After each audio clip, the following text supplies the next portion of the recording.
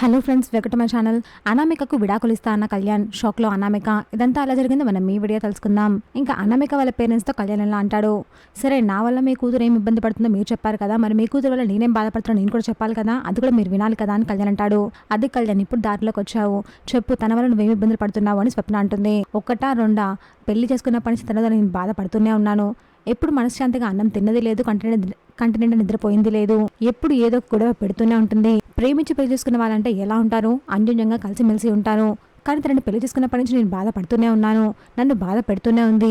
నా ఇష్టాలు తనకి తెలియదు, నా అభిరుచులు తెలియవు. కేవలం నేను ఆఫీస్కి వెళ్ళి కారు బంగ్లాలు ఉంటే చాలు తనకి అని కళ్యాణ్ అంటాడు. నువ్వు మంచిగా ఉండాలనే కదా తను కోరుకుంటుంది. ఇలా ఒకరిపై ఒకరు చెప్పుకుంటూ పోతే ఇలాగే ఉంటుంది కళ్యాణ్, సర్దుకుపోవాలి అని ఇంద్రదేవి అంటుంది. ఇది నా వల్ల కాదు నానమ్మ, ఇక నేను అనామికతో కలిసి ఉండలేను, భర్తని పోలీస్ స్టేషన్కి పంపించిన భార్యతో నేను కలిసి ఉండలేను అని కళ్యాణ్ అంటాడు.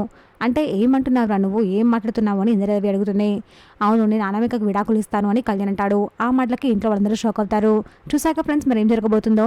ఇలాంటి జెన్యూన్ అండ్ రెగ్యులర్ అప్డేట్స్ కోసం మా వీడియోకి లైక్ చేసి ఛానల్ని సబ్స్క్రైబ్ చేసుకోండి.